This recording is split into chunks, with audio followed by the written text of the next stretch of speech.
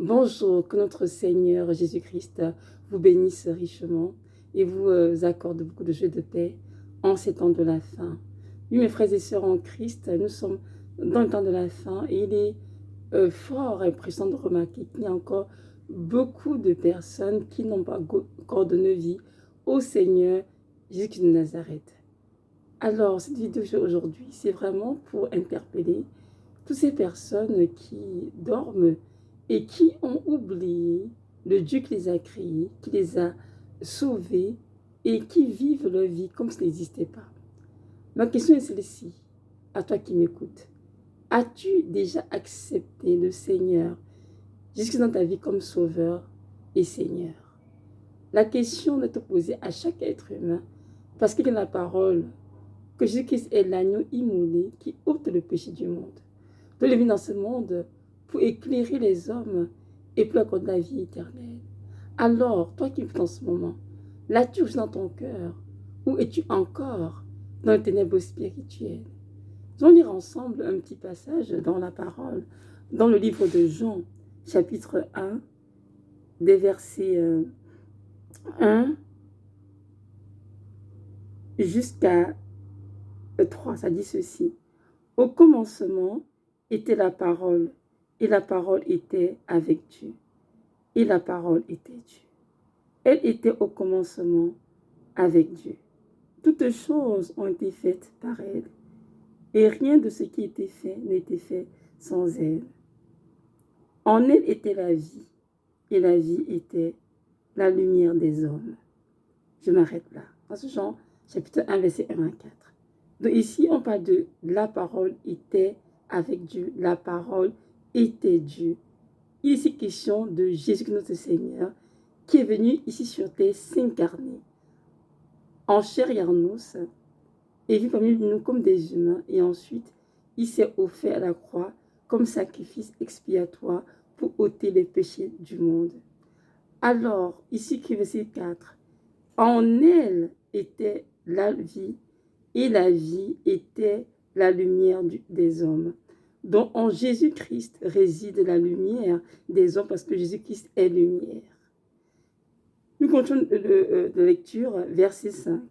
La lumière, lui, dans les ténèbres, et les ténèbres ne l'ont point reçu. Il eut un homme envoyé de Dieu dont le nom était Jean. Il vint pour servir de témoin, pour rendre témoignage de la lumière, afin que tous crussent par lui. Il n'était pas la lumière, mais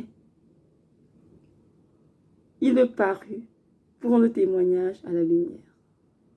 Jésus-Christ est la lumière dont il est question dans ce passage, et Jean-Baptiste, son cousin, est l'homme que Dieu a choisi pour préparer le chemin du Seigneur, pour donc rendre témoignage à la lumière en disant que Jésus-Christ est lumière. Il a prêché pendant des années en disant « Repentez-vous, car le royaume des cieux est proche ». Et aujourd'hui, le message demeure le même, il n'a pas changé. Repentez-vous, car le royaume des cieux est proche. Donc Jean-Baptiste est celui qui a préparé le chemin et qui a rendu témoignage que Jésus-Christ est véritablement la lumière. Verset 9. Cette lumière était la véritable lumière qui, en venant dans le monde, éclaire tout homme. Donc, nous comprenons dans ce verset de Jean 1, verset 9, que Jésus-Christ est la véritable lumière qui, en venant dans ce monde, éclaire tout homme. Alors, toi qui m'écoutes en ce moment, est-ce que Jésus est dans ta vie? L'as-tu reçu dans ta vie pour qu'il puisse éclairer tes ténèbres? Si c'est déjà fait, que le nom de Dieu soit béni, continue d'avancer le Seigneur. Si ce n'est pas encore fait, je veux que tu saches que tu es dans les ténèbres spirituelles, bien sûr, et que tu as besoin de la lumière de Christ pour être éclairé. Verset 11.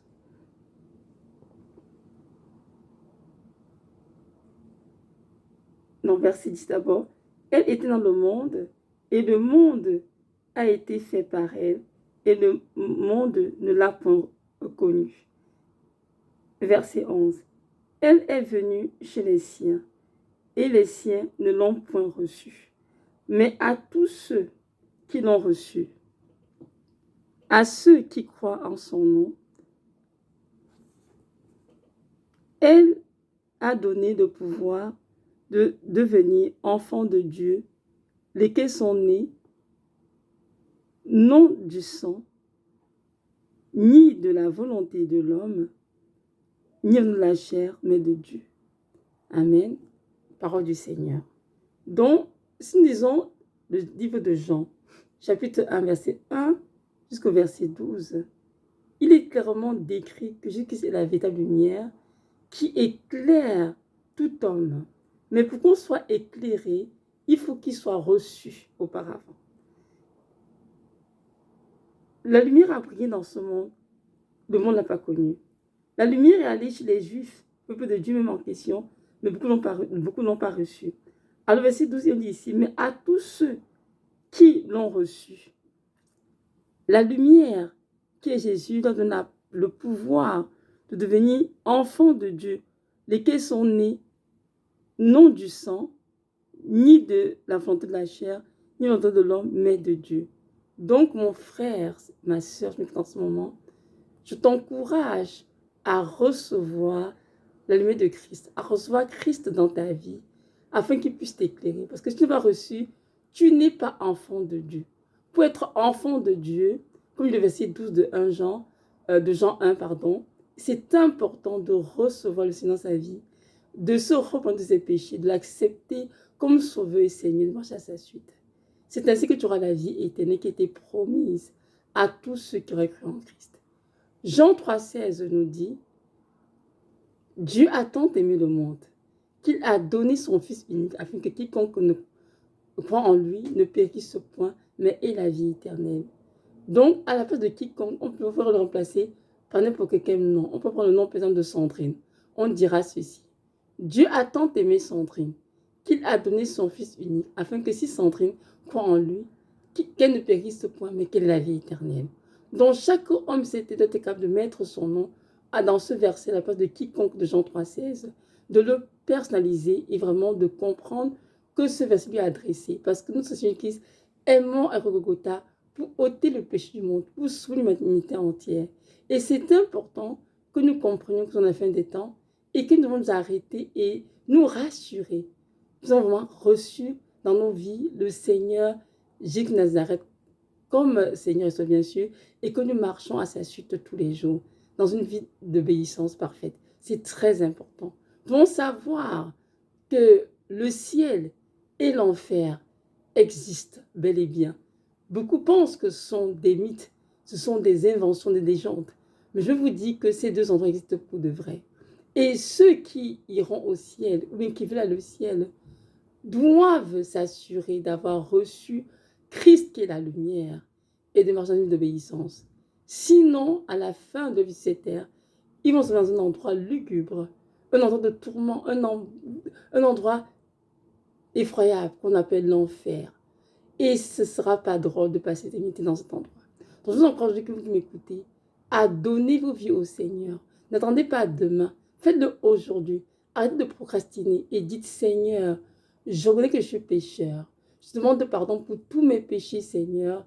Et je te prie de me laver avec ton sang précieux, de me purifier, Seigneur. Et je te reçois aujourd'hui dans mon cœur comme mon Sauveur et mon Seigneur. Et je prends l'engagement de marcher à ta suite durant tous les jours de ma vie. Amen. Donc, je vous encourage vraiment à cette prière et de laisser cette lumière vous éclairer et vous accorder la vie éternelle. Soyez richement bénis et que notre Dieu de gloire vraiment vous accorde sa paix et sa joie en abondance. Shalom.